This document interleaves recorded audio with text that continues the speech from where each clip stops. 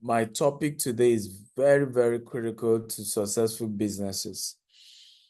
And it's about leadership, right? Being a business founder does not, confer leadership on you. The fact that you started a business does not make you a leader. You can't start a business and you only occupy a title. And I've realized that a lot of business founders are not leaders. Let me say that again. A lot of business founders are not leaders. It takes just being creative to have an idea that can turn to a business to be a leader. It takes more than just registering company with the Corporate Affairs Commission or company has in the UK, right? Or with your state in Texas to become a business founder. It takes a lot more than that to become a leader. It takes a lot, right? It takes more than being given the title of governor of a state to be a leader in that state. It takes more than the title of being a president to really be a leader. It takes more than the title of a minister to be a leader. Ladies and gentlemen, leadership is deep, is big, and goes a long way. There's so many aspects to it, so many intricacies to being a great leader. And I want to say this categorically, that leadership and true leadership, particularly in the business context, is a tough thing to be. Before I could become this version of leader that you're seeing today, it took me a lot. And I hear this very well. My biggest challenge with leadership started with the fact that my first opportunity to lead was nonprofit. I want everybody to hear this. The way you lead in a nonprofit is not the way you lead in a for-profit business. In other words, leadership in a church, leadership in a mosque, leadership in an NGO is not the same thing with leadership for a business that is meant to make a profit. Two different things. And if you handle them the same way, you're going to fail. You're going to fail big time. And I struggle so many times with this. For example, people do not know that when you become a business owner or founder of a business, you must master the art of hiring and firing. Firing is a necessity. You have to be able to fire people who are not helping your business to grow. It's not a wicked thing. We're so emotional in this part of the world. So you see, you know be God now. You know be God. If you fire me today, you know be God. You will be my God today if you come under me tomorrow. Well, that's true. But you see, the reason why you feel come under me, where your God today, if you come under you tomorrow, has nothing to do with him not holding you accountable. Has everything to do with your God also not taking responsibility. And you, maybe the firing he fired you made your brain to wake up and you took your life seriously. And then you became somebody serious. That could happen. We've seen situations where what's it called? The owner of WhatsApp. I don't know if you remember the story of WhatsApp, right? He kept applying. He applied to work with Twitter, applied to work with Facebook. All of them said it doesn't qualify. Only to start WhatsApp and then, get away with almost $20 billion. So, but that doesn't mean that the reason why, and if you can see, because Mark Zuckerberg is still not playing, Abi, did he not become the Oga of Mark Zuckerberg because they didn't employ him? Rather, his company became so big that Mark Zuckerberg bought it into it and they became partner. And that's how it works at the top. But you must understand that as a founder of a for-profit business, hiring and firing must be a skill you have. Everybody type it. I must learn to hire and fire. Come on, type it now. Type it, type it. Some of you are scared to type.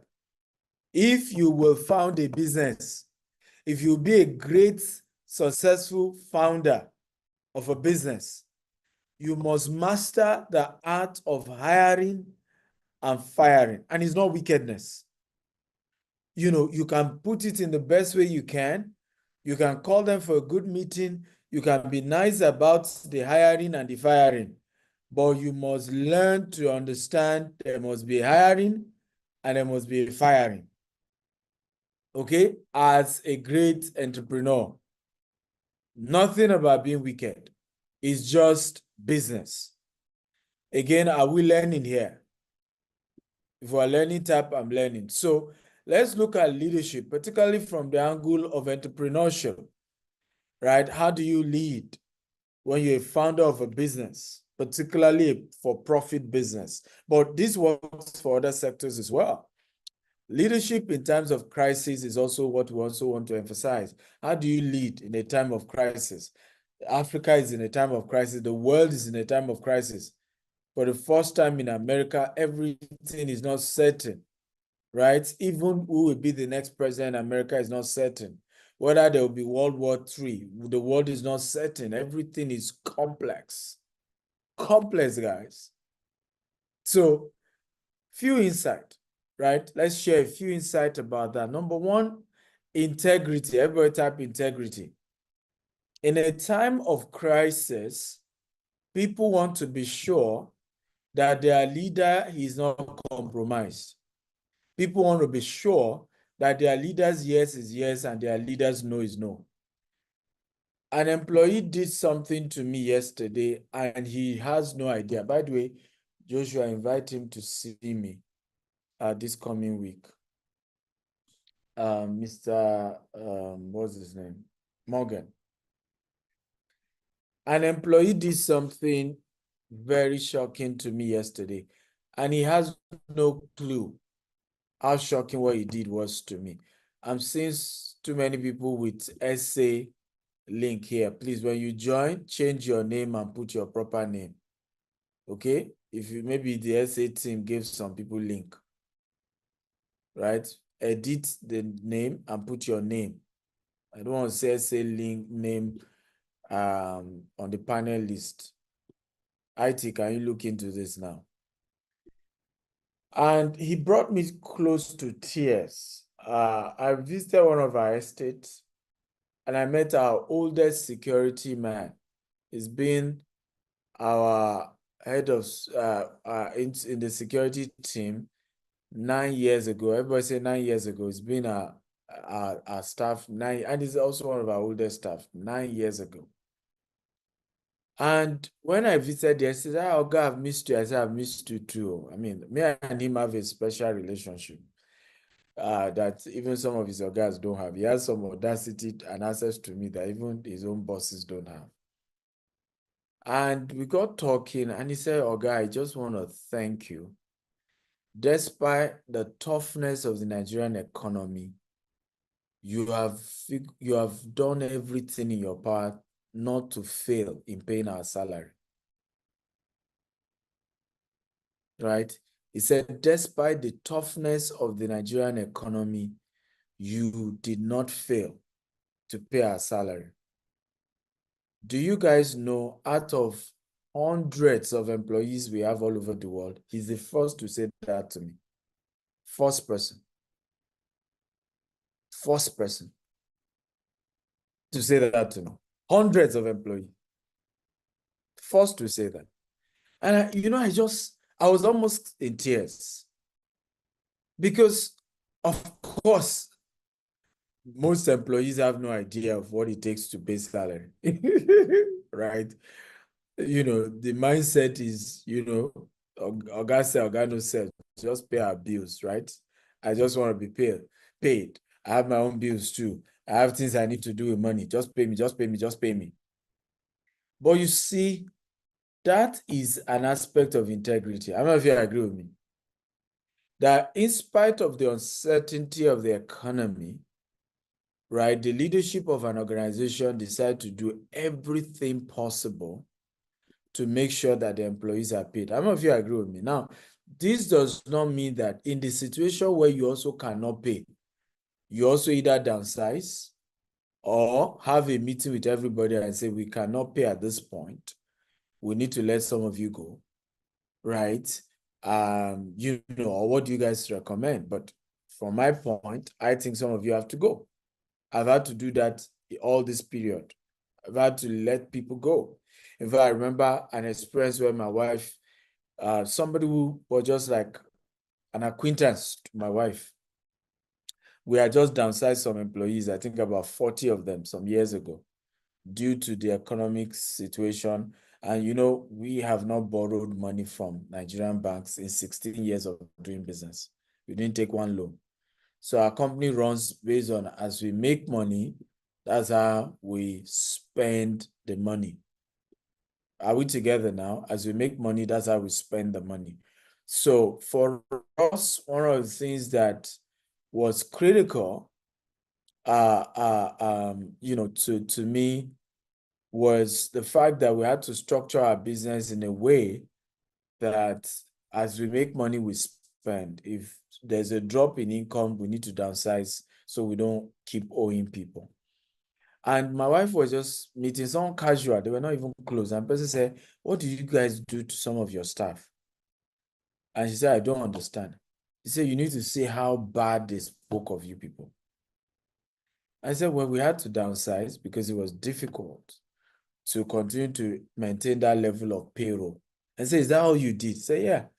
Say, but the way they put it, you would think that maybe you guys were owing them for 1 year, or you guys did something terrible to them. Say, no, we just had to downsize. Right? So, as a founder of a business, these are things you will face. Right? People will come out hard on you. They will come one day and call you horrible boss without even understanding what you did. Do you know I've had a season when my first son did not go to school because the money I had was either I pay salary or I pay my son's school fees? Do you know, guys?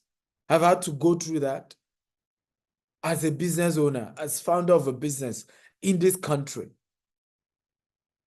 Right? It's you that started your business that know the numbers. And that's why it's difficult. Africa is one of the difficult places to have integrity. But I can assure you can still have integrity in Africa. Come on. How many of you are excited to hear that? Right? Africa is one of those places that is difficult to have integrity. When you hear Dangote tell you that story, that, when we get to heaven, God will probably say, call all those entrepreneurs from Nigeria, call them. And then when the angels bring them, say, these ones, they cannot go to heaven. They can't suffer twice. They've already gone through hell in Nigeria doing business, right? Just let them free pass to heaven.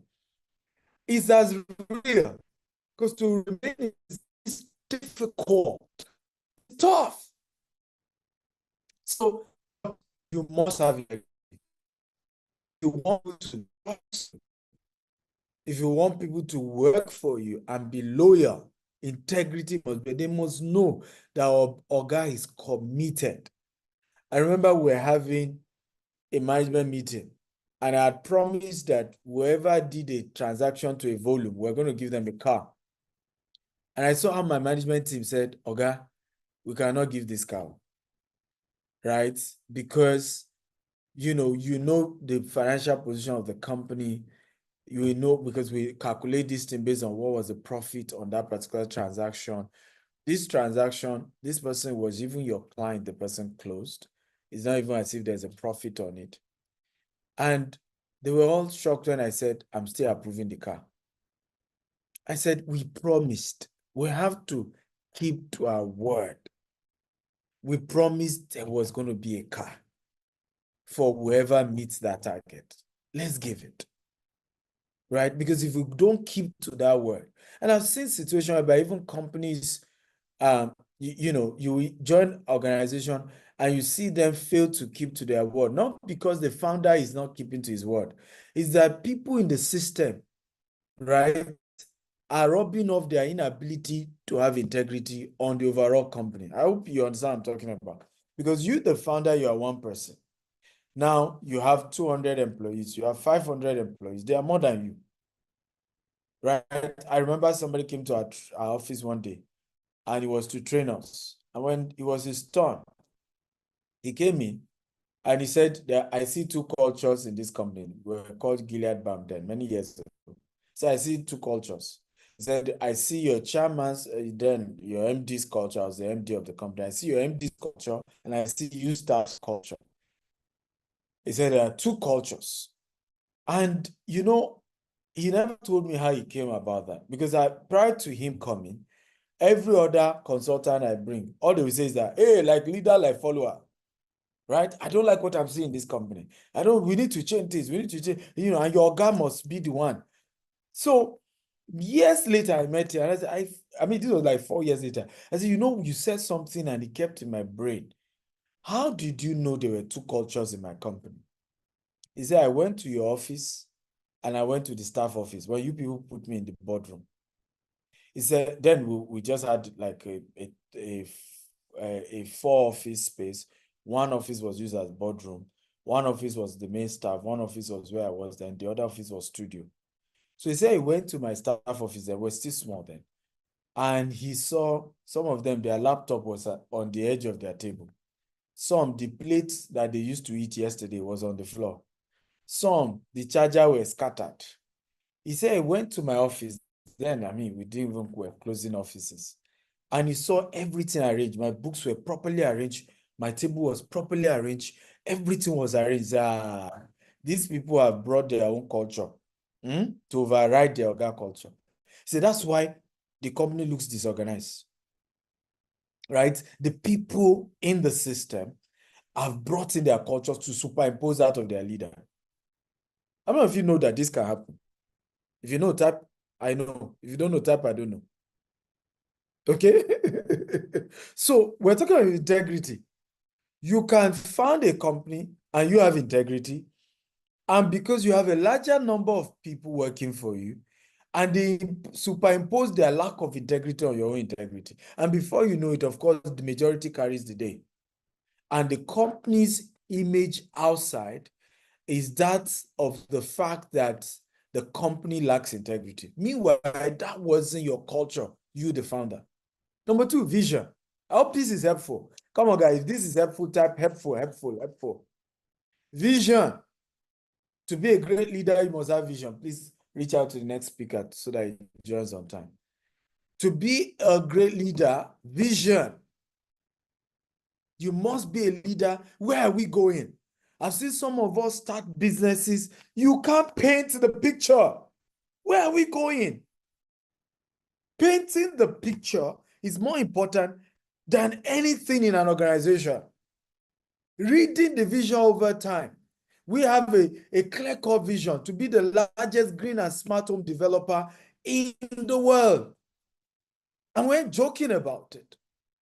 And we have a target, a vision 2035, that by the year 2035, we want to control 25,000 green and smart home properties across the globe. And recently, we're increasing that to even 50,000 because of our international expansion. You must paint the picture. Everybody must have an idea. What exactly are we here for? What is the vision? What are we doing here? You must paint the picture, guys. Paint the picture. Paint it. Let everybody have a feel. Let them have a feel. A lot of time I employ PAs, right? And a lot of my PAs come from a more, of course, they are Gen Zs, and some of them are from, a more stable family compared, a more financially stable family than the one I came from. Some of us, we might be successful today, but the fact that we came from a very low background is still reflecting how we do things, right? And when I employ them, even though that some of them went to private school, the first thing is baptism of fire. How do I do it? If I was thinking, I have a new secretary, she's a female. I was saying to myself yesterday, I said, no, Joshua is the one following me to site. She needs to follow me to site and see some of the madness. Because I still visit site and still deal with Omonila issues up to today. Right? particularly when it comes to new property, sometimes after the team have said it's okay, we should buy the land, I will just go to the land. There was one now, I've been told everything's okay. We should go and, approve the payment for the land. Everything was okay. And when they went there, everything was okay. True, true. I went there yesterday. Before you know it, talks gathered all over, even threatening us, right? With my police escort, right? And of course, the Agbiru part of me came out too. So they later realized that. They later realized that, I can be like Paul. I can be many things. And he really shocked them. Because sometimes when you come clean, proper, you speak good English, people don't know that. Oh, let's just say they learned their lesson. Let me leave it at that. Okay? So, vision. But it's not just having vision, you must paint the vision. Everybody type paint the vision. Come on, everybody type paint the vision. Type paint the vision. Paint the vision. You better paint the vision to your people. They need to see it. This is where we are going. This is where we are going.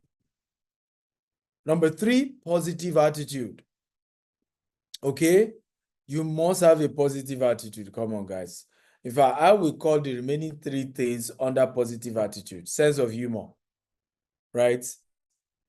You must learn to, even if you are not funny. I'm not sure I'm funny, but I crack, jokes that the dryness of the joke is the fun. How many of you know those kind of joke?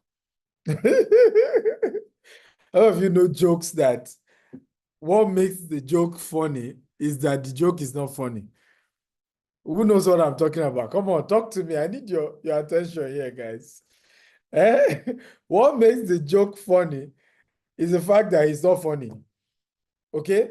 Whether you call it dry joke or not. But you must be willing to be laughable, be laughed at, create moments of fun, right? Because it helps the positive attitude of the entire team. I always say this to people. One of the things I've always had to work on is my mood. When I started our company years ago, I didn't understand that my mood reflects on the company.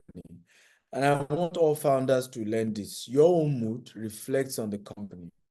So you have to work on yourself, that even despite some bad news you've heard, despite some bad things you've heard, my wife always asks me, how do you do this? My husband, how do you do this? I think Tammy too always asks me that question. How do you do this? Like, they can be with me for the entire day. And then end of the day, I'll just share with them some bad news that happened in the course of the day. And say, and we're all together, and you are laughing, and you created, and you have heard this. And challenge had occurred. I say, yes, it occurred. Say, hey, my husband. My wife will say, my husband, how do you cope?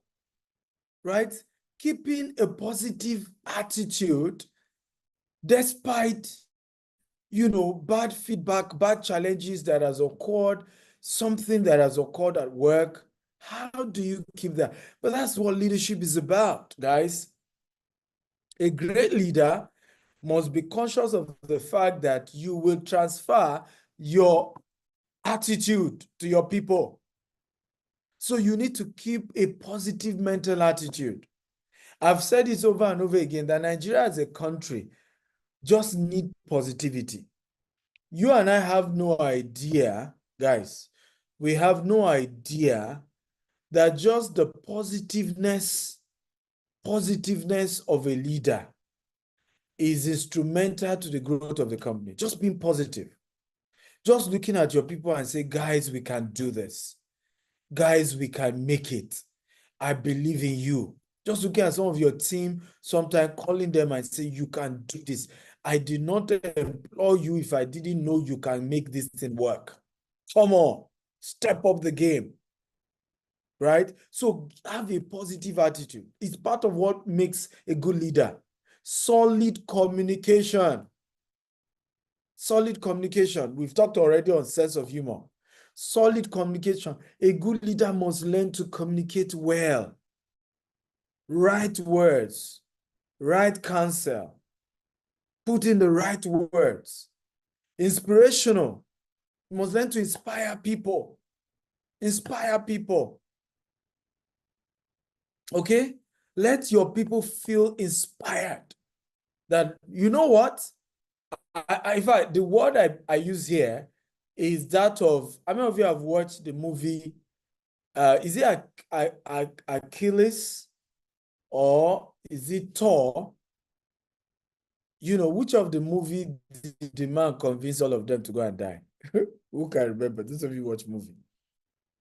Or it's Troy. Thank you, Troy. Troy and 300 Spartan. You see them talk about death. I don't know if you have watched those movies, right?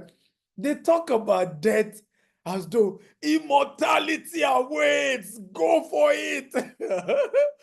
That is a good communicator, right? When you're a leader that can communicate well, your people will know the challenges they face. They go and visit. I'm making sense to talk. Let me say that again. When you're a good communicator, and communication is not just communicating just the immediate thing you need them to do, it's also communicating the long-term goal, the vision, the dream. Why are we doing this? Okay, what is at stake here?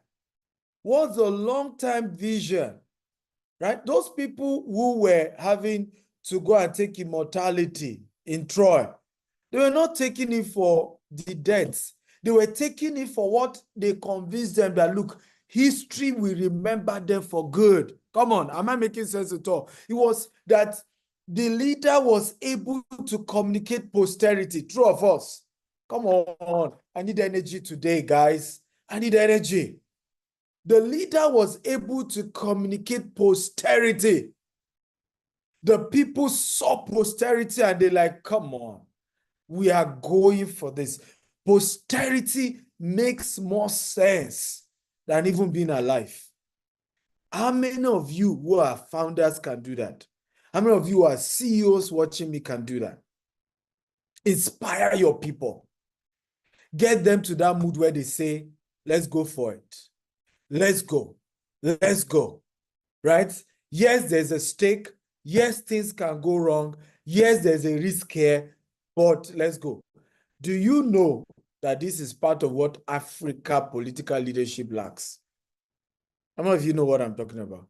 Let me say that again. Do you know this is part of what Africa political leadership lacks? The people who will solve Nigeria problem is never going to be the president. Mark my word today. And I don't care whether you have the best president or not. The people who change Nigeria is not the best governor, right? And I don't care how good your governor is. You see, political leadership is overrated. No country anywhere in the world has changed because of political leaders. What the political leaders did were to inspire the citizens to achieve the solution to the problem of the country. Let me say that again. You know, one of the best president Nigeria will have had, okay, was President MK Abiola, because his mandate carried so much hope. And the man had the word. He had the inspiration. He had a way to just connect with the people. Another person who will have done the same, if not just that after he became president, he went quiet, was Buhari. Change. How many of you remember the change? How many of you remember the change? Buhari was so branded that people went to the polls. People were willing to die at the polls because they were convinced that this change was finally here. Come on. Those of you who voted for change, come on, talk to me, talk to me, talk to me. We're not going to crucify you here. Right? People were convinced that Buhari was going to be it. We're changing Jonathan. We have a new person. This man has integrity. He's never stolen money. He doesn't have money stashed in foreign countries. He doesn't have houses in foreign countries. He's simple. Change is finally here. People felt like that. Well, we know how it ended. What am I saying, guys? Political leadership anywhere in the world never really brings the real change, but it catalyzes it. It inspires it. It is the backbone upon which true change occur, because it's still the people that will create the change. And that's what they don't know, right? A lot of Nigerians still don't know that the change of Nigeria is in your hands. It's in your hands. No leader, no president, I don't care how good they are, can create that change. But you see, as soon as the political leadership begin to earn less, begin to live a moderate life, you see now, are more accountable, are more inspiring, right? Begin to show, begin to communicate to the people.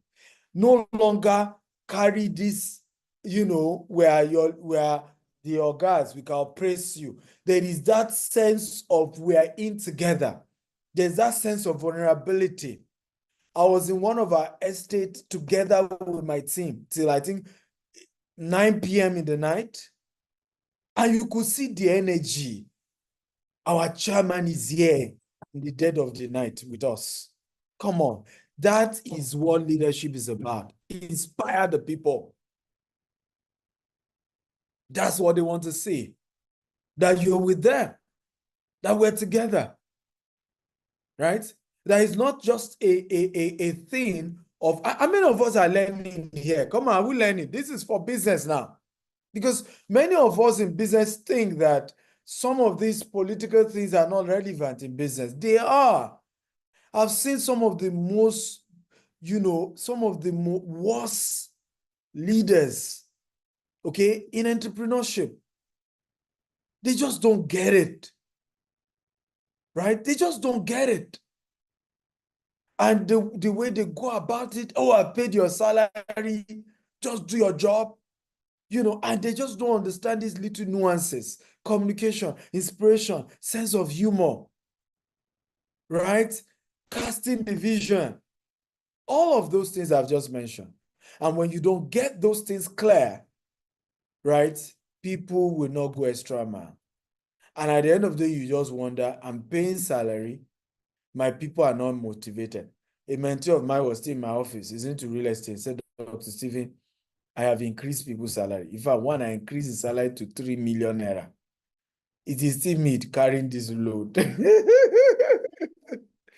He said, it's still me carrying this load. Oga, what do you know that I don't know? Please help me. I don't tire. He said, I'm tired. And I remember saying to him, I said, money is the least tool to motivate employees. Let me say that again. Everybody should write this down. Money is the least tool to motivate employees. It's the least of all the tools. So leading through challenging times requires some of what I've said. Particularly during challenging times, come out to the people, talk to the people, show yourself, inspire them, communicate to them. Let them know that you are there. Let them know you feel their pain, right?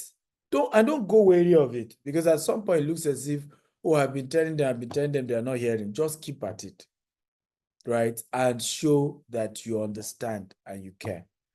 Core principles of crisis leadership, right? Transparency. When we're not in crisis, we couldn't pay salary. We are owing rent. We're in debt. Call everybody. Have a meeting with every single person. Open up. This is where we are. This is what's going on. This is what's happening. I remember a story I'm sharing for the first time publicly after COVID-19. Okay? Right? The company has been going through a lot of tough times as at the time of COVID-19, really tough times. And I remember having that conversation clearly with the team. So We're about ending COVID. And I said, look, if we're going to turn this company around, COVID is the advantage. COVID is the edge to turn this company around. So I remember having a meeting with everybody. We had to let go, to downsize, and say to people, when we come back, we will definitely be open to taking some of you back. And we'll reach out to some of them if they wanted to come back after things bounce back. Even those who were on ground, I remember saying to them, because we had to cut salaries as well. I remember saying to them, I said, look, I am taking from my personal savings. I had to show them. I will be doing a couple of things. We'll be doing CNN adverts. So we'll go bullish. We'll go as if we're the richest real estate company.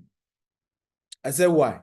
Most of the companies that are bigger than us during this COVID have shut down their offices, right? Many have told their staff till December. How many of you remember how companies told their staff till December?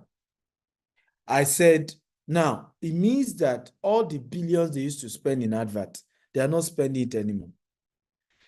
We have never even done LTV. You know LTV, Lagos Television. We've never done advert as at the time of COVID. You've never done advert in our existence. Yet, guys, the first advert this company did as a real estate company was CNN advert. Do you believe that? Right? Immediately after the lockdown, we signed a celebrity. I literally emptied my personal account. And that year, we grew more than 500%.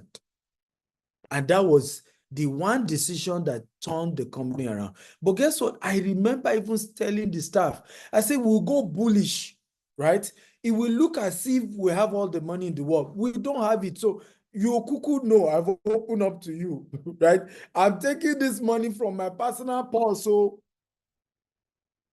right? From my coaching program, from my seminars. And during COVID, how many of you, I made more money on coaching than selling real estate, that lockdown period. How many of you understand why? Does anybody understand why? People were at home. They were thinking, what next? Everyone was scared, right? So for the first time, people were opened up to what other opportunity exists.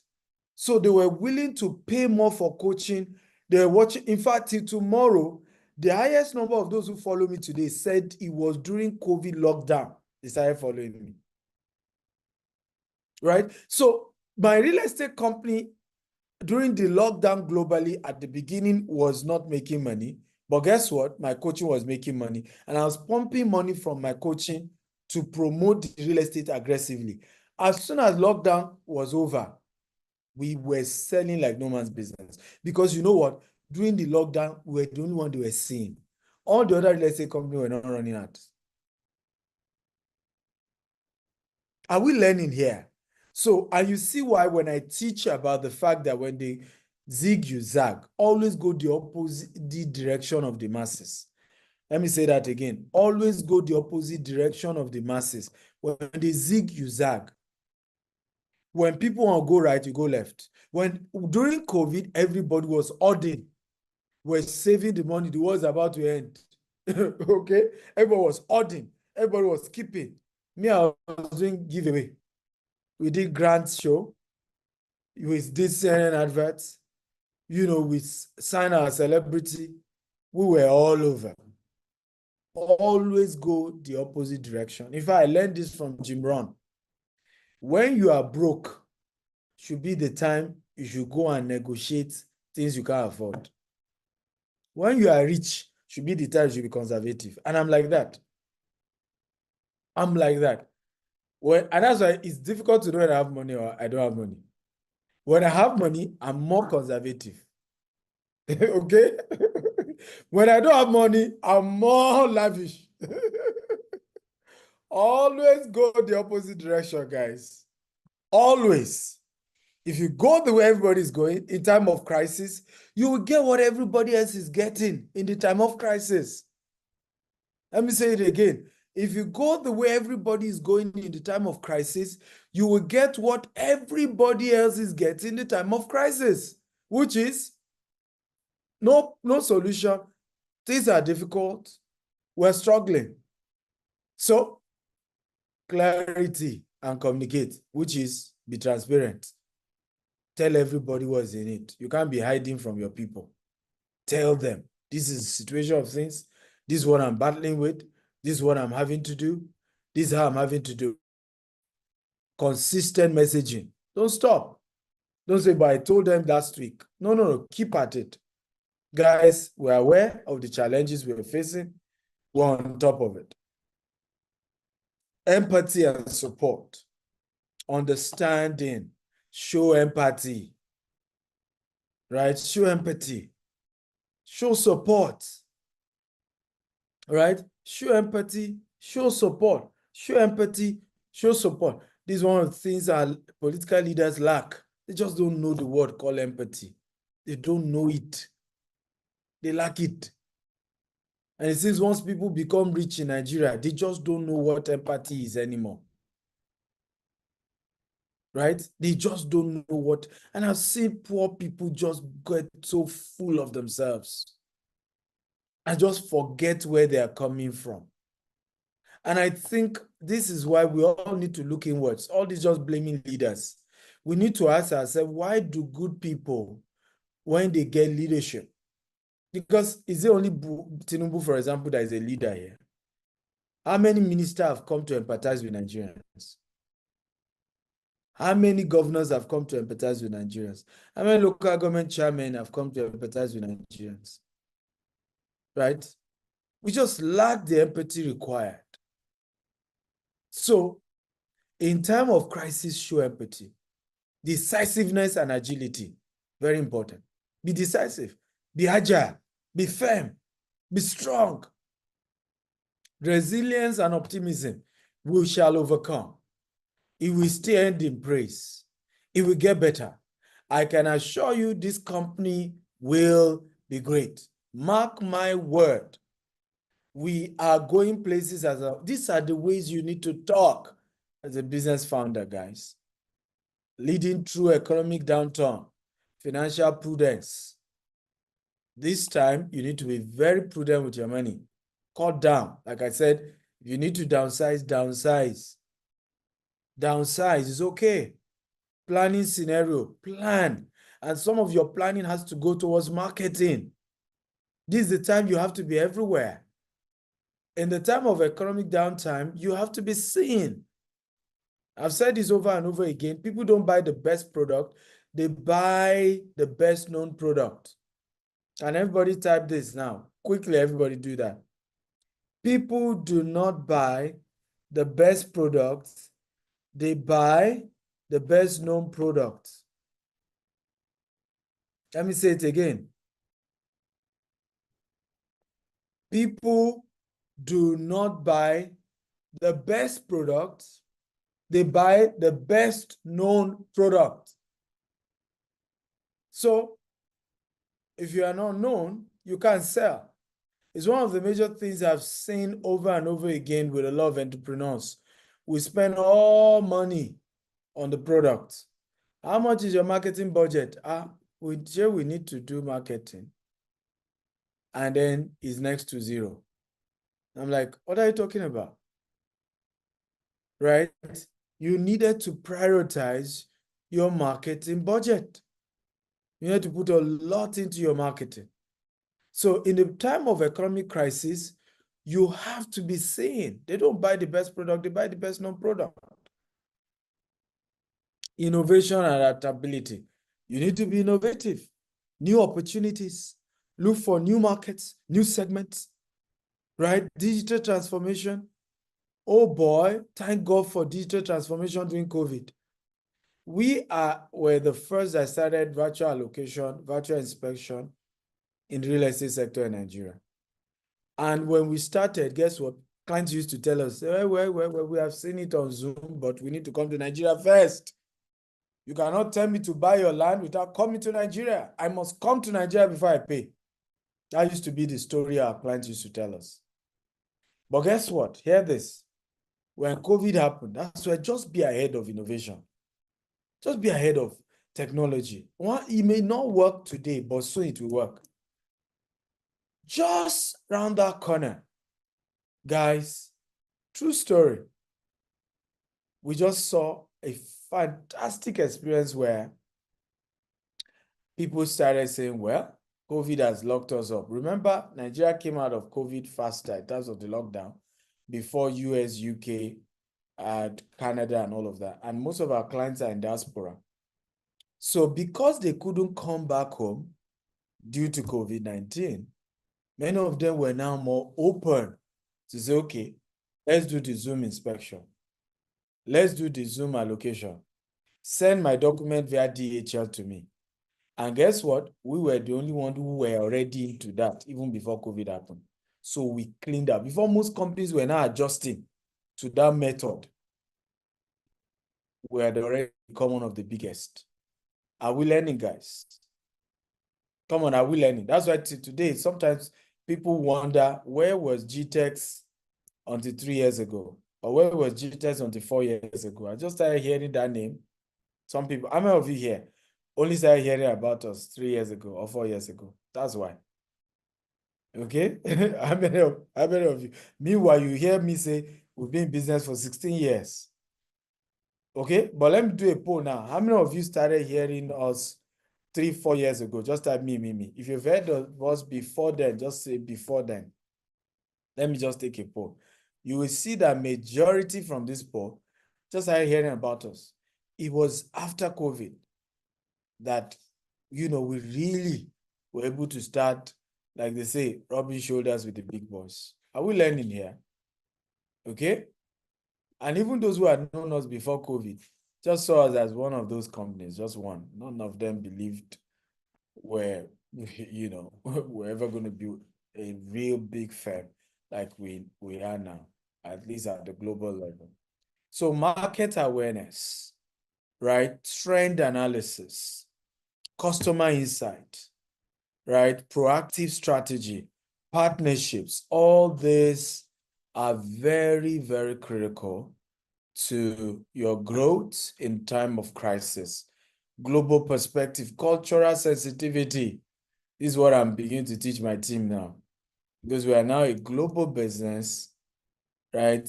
We Nigerians can create some jokes that are sensitive internationally. We had our leadership retreat in Ghana. I had to tell our people, I said, no. I didn't like the way some of you, there's a way Ghanaians speak, right? Let's take that picture, right? Something like that. They had this accent to their English. And then we had a photographer, he was to take our picture, and everybody just started mimicking him and just making fun. I said, you know what? This is culturally sensitive, right? It's okay if you just make a joke out of it once, but you guys now continue. How many of you know Nigerians who can be like that? And we just can be too nagging and then repeat until the thing become annoying. Even if initially it was a joke and I take it as a joke, but you people keep saying it and say until I now get to a point, I'm just angry, I'm pissed off. So be culturally, as you begin to expand your business internationally, culturally sensitive. Certain words can be used. Global coordination, very important. Social impact, sustainability, right? Corporate social responsibility. Some of you run a company for how many years now? We've never seen you done anything in the community just to add value. So let's look at a few case study. Johnson & Johnson, right? During the Tylenol crisis in the 90s, right? Johnson & Johnson's swiftly transparent response, including a nationwide recall, restoring public trust, and set back benchmark during the crisis. Airbnb, during COVID-19, Airbnb quickly adapt by introducing new cleaning protocol, okay, flexibility booking, options, and promoting local stay. And their agile response helped to sustain their business. Microsoft transformation under Satya Nadella leadership in a prime example of navigating industry disruption, emphasizing on growth mindset and innovation. Nadella steered the company towards what? Cloud computing and what? And AI. I was shocked realizing how much, Microsoft had put into OpenAI. Okay, but because at some point